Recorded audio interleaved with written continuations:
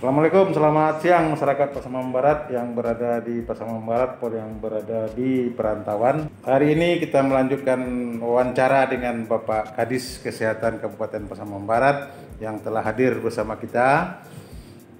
Yaitu kita membicarakan hal yang sekarang hangat dibicarakan di tengah masyarakat kita tentang masalah vaksinasi COVID-19. Tentu ini perlu kita sampaikan juga kepada masyarakat kita adalah untuk memperjelas vaksin Sinovac ini bagaimana cara kerjanya, kemudian datangnya, kemudian lewat sensornya bagaimana, kemudian efek sampingnya bagaimana, dan juga tentang cara pelaksanaan di Pasaman Baratnya. Pak Kadis, ya Pak. Ini kan ceritanya menghangat di Pak Kadis tentang COVID-19 ini. Alhamdulillah kan COVID kita sudah mulai terkendalikan lah di Pasaman Barat. Insya Allah makin lama makin menurun. Kemarin kita 0, mudah-mudahan kedepannya lebih 0. Amin. Itu tidak luput dari kerja keras tim COVID, terutama Pak Kadis dalam penanggulangannya dan kita bersama. Ya, Pak. Untuk antisipasi COVID-19 sekarang kan sedang gencarnya adalah vaksinasi COVID. Kami kan belum jelas itu yang bagaimana vaksinasi ini Pak. Ya, Pak. Jadi sebelum kita bicara tentang Sinovac dan lain-lain, tentu kami ingin tahu dulu dari Bapak yang dimaksud vaksinasi ini apa? Ya, silakan Pak Kadis. Ya, terima kasih Pak Kadis Kominfo yang telah memfasilitasi kami dalam podcast ini.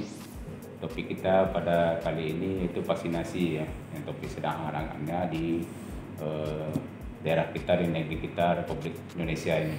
Baik, saya mungkin mulai dari vaksinasi. Jadi vaksinasi itu adalah suatu proses di dalam tubuh ya, di mana nanti diharapkan akan membentuk kekebalan pada kekebalan yang spesifik ya, dan mana ketika seseorang itu terpapar ya atau terpajan dengan penyakit tersebut, dia tidak menjadi sakit atau paling tidak dia sakitnya ringan gitu. Itu yang dimaksud dengan vaksinasi. Kemudian vaksin itu suatu produk biologi ya, yang isinya mikroorganisme, bisa juga bagiannya, bisa juga zat yang dikeluarkannya. Ini sudah melalui proses yang luar biasa ya. Jadi ketika proses penelitian yang luar biasa, uji coba yang luar biasa. Jadi ketika dia digunakan itu sudah aman ya, sudah aman. Cara kerja labor untuk melakukan bahwasanya misalnya dari penelitian ini ya sampai dia ke masyarakat, bisa dipakaikan ke masyarakat. Iya, Pak. Tahapan-tahapan aja tuh Pak. Iya. Jadi khusus untuk vaksin COVID ini di negara kita sekarang kan sudah datang, khususnya di provinsi kita Sumatera Barat sudah datang vaksin Sinovac ya. Sinovac ini sudah melalui beberapa tahapan uji coba. Ini sudah uji coba yang ketiga ya, yang dilakukan oleh Bio Farma di Bandung. Uji coba di internal Bio Farma. Iya Pak, ada relawannya gitu. Kok ada relawannya? Ada relawan ke manusia? Iya. Jadi di samping uji coba di Indonesia, vaksin Sinovac ini juga sudah diuji coba di Brazil dan Turki ya. Jadi bukan hanya berarti Indonesia, sudah banyak negara ya, Brazil dan Turki termasuk Indonesia. Jadi atas hasil itu baru-baru ini kan, yang pertama MUI sudah mengeluarkan fatwa bahwa vaksin Sinovac ini halal dan suci ya. Jadi tidak bermasalah, halal dan suci. Kemudian Badan POM pada 11 Januari juga sudah mengeluarkan EUA, itu izin penggunaan darurat Pak. Izin penggunaan darurat vaksin. Maksudnya penggunaan darurat ini bagaimana? Ya, artinya kita kan dalam pandemi COVID ini Pak, dan kondisi kita darurat, maka izin yang digunakan ini adalah izin darurat juga. Nanti setelah selama pelaksanaan itu akan dievaluasi, yang pada akhirnya nanti akan keluar izin edarnya. izin edar. Oh, artinya ini dikatakan darurat, Ya. dia langsung dipakai dalam kondisi darurat. Iya, Pak. Dan dipantau setiap saat terhadap Iya, pelaksanaannya. ya, akan dipantau dan akan dievaluasi. Pada akhirnya nanti akan keluar izin edar. Jadi selama diuji itu tidak ada efek samping yang berat. Yang ada itu hanya efek samping ringan ya. Di antaranya reaksi lokal di daerah suntikan, ada rasa nyeri ketika kita sudah disuntik, itu ada beberapa hari terasa nyeri, itu biasa. Kemudian ditemukan juga ada rasa pegal-pegal ya pada persendian, itu juga tidak parah ya, dalam kategori ringan. Jadi tidak ada. Berarti tidak ada efek samping yang fatal. Iya, yang sedang dan berat tidak ada. Yang sakit sampai pingsan sampai belum ada. Belum ada ya.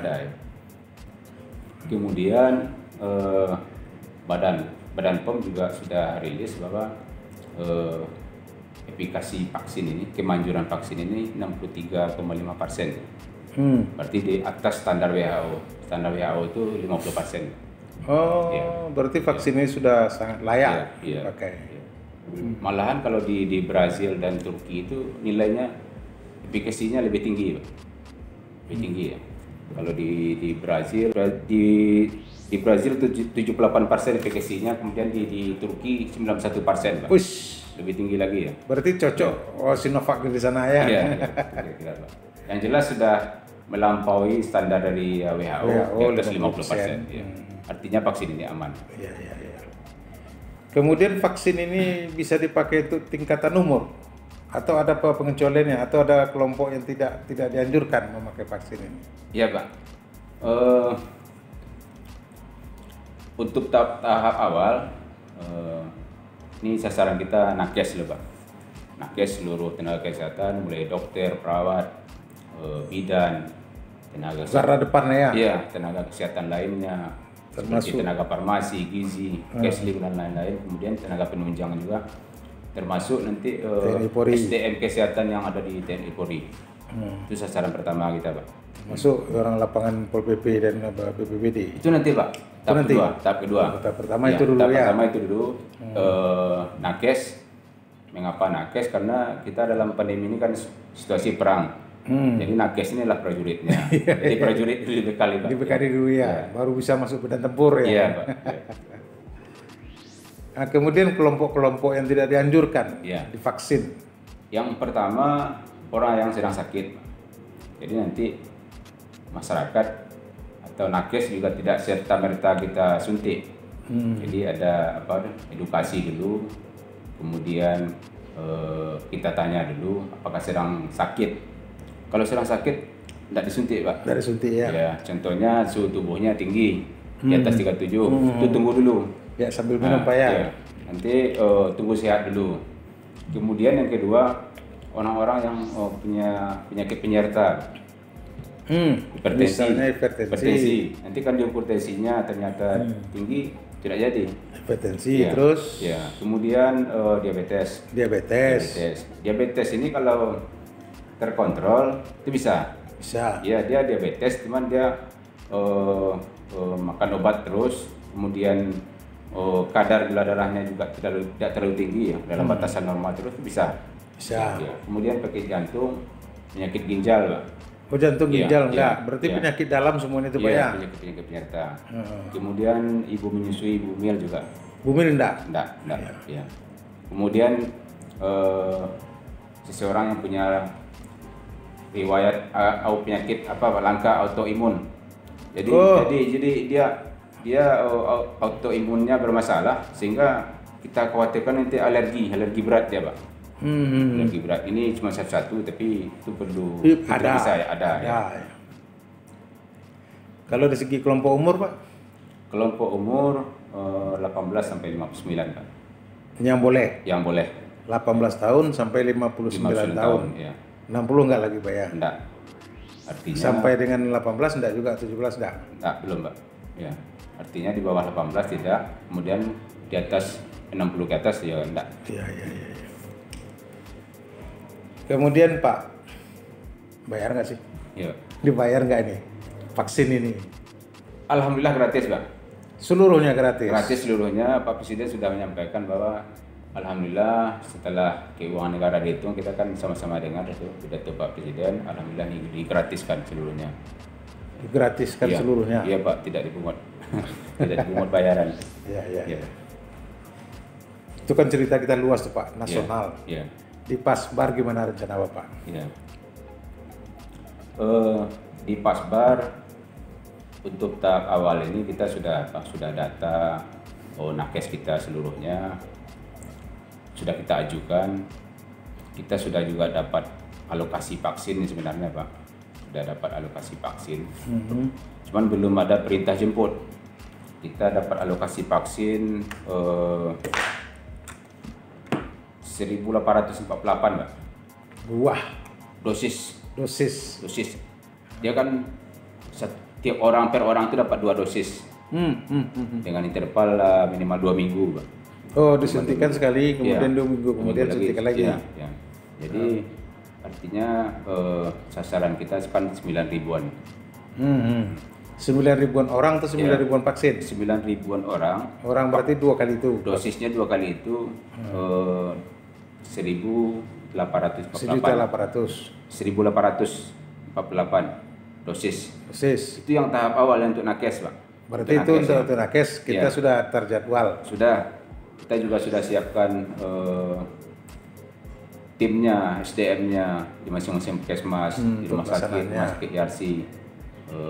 Itu sudah kita siapkan. Ya. Itu yang untuk nakes. Iya. Kemudian berikutnya tahap kedua lagi. Tahap kedua itu untuk pejabat publik Pak, termasuk masyarakat. Iya. Masyarakat dengan pejabat publik Pejabat publik. disamakan. Iya. Termasuk instansi pendukung. Ya, TNI, Polri, Pol PP, petugas bandara, pelabuhan, petugas yang pelayanan publik seperti kantor pos. Nah, itu masuk semuanya di tahap 2 Pak. Berarti pejabat pemerintah yang melakukan pelayanan Ya, itu dimasuk tahap masuk 2. tahap 2. Ya. Termasuk pejabatnya. Masuk Pak. Yang penting masuk kategori tadi Pak. 18 sampai 59, kemudian tidak ada penyakit penyerta. ASN lainnya Masuk Pak. segelomboran itu, Iya. pelaksanaan dengan itu. Iya. Termasuk masyarakat. Termasuk masyarakat. Tapi ini kita belum menerima arahan yang ini. Tapi yang jelas itu masuk tahap 2. Tahap 2 kira-kira pelaksanaannya kapan, Pak? Kalau di tahap pertama ini nakes kita kan sampai dengan Maret. Itu baru tahap ya. pertama. Kalau kita dapat informasi di Pesang Barat sekitar Februari, Pak. Tapi tanggalnya belum ya, belum. Kita belum menerima tanggal pasti. Itu Tapi Februari pelaksanaan awal. pelaksanaan kita Yang untuk nakes. Nakes ya.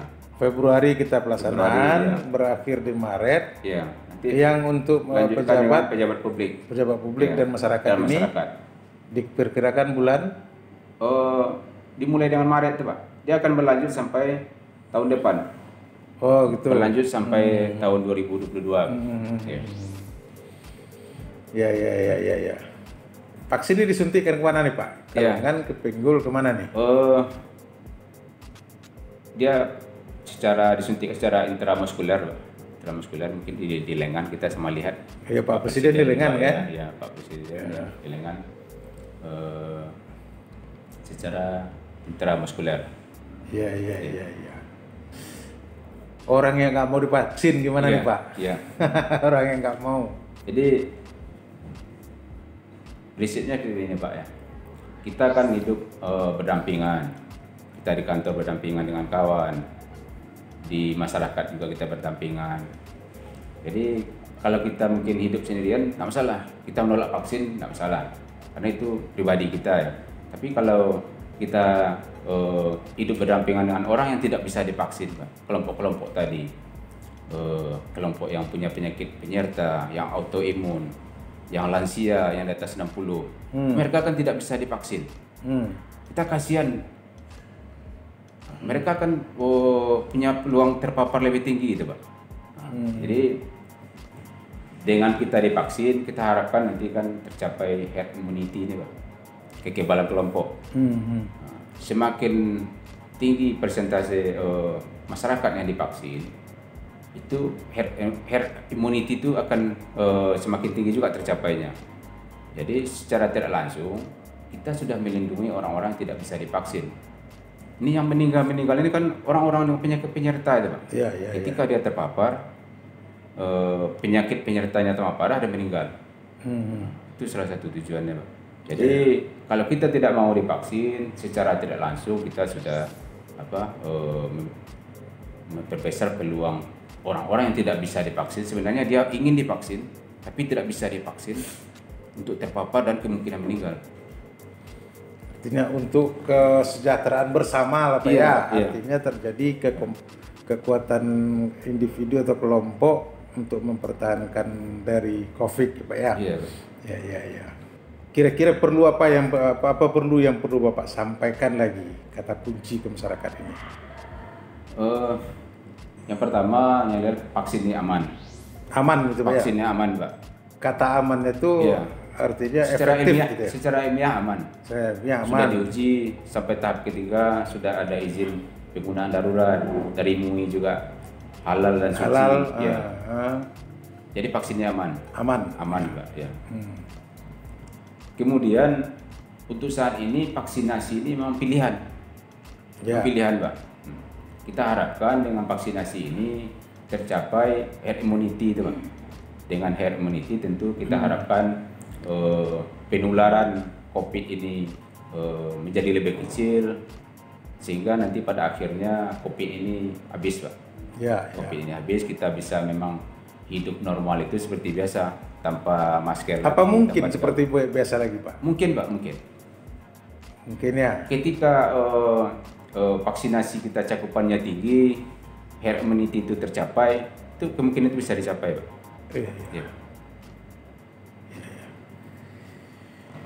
Baiklah Pak, kira-kira tentang COVID Sinovac ini yang menjadi trending topik di beberapa medsos dan juga media lain, kita sudah jelas bahwasanya vaksin ini adalah pilihan saat ini untuk dalam rangka memutus mata rantai COVID.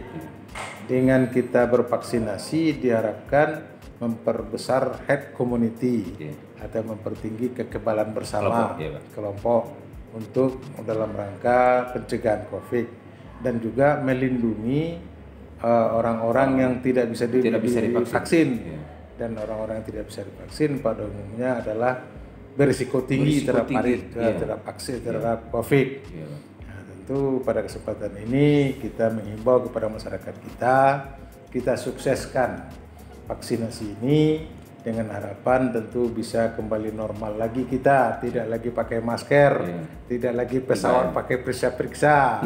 Kita ada rindu Pak, kita ada rindu untuk tidak diperiksa-periksa. Nah pesawat aja takut sekarang Pak, karena harus ada pula pemeriksaan namanya? Rapid test. Kalau ke Bali malahan swab. Artinya mudah-mudahan kita putus sampai ke sini. Demikian kita akhiri podcast kita atau wawancara kita dengan Pak Kadis. Mudah-mudahan bermanfaat. Wabillahi taufiq wal hidayah. Assalamualaikum warahmatullahi wabarakatuh.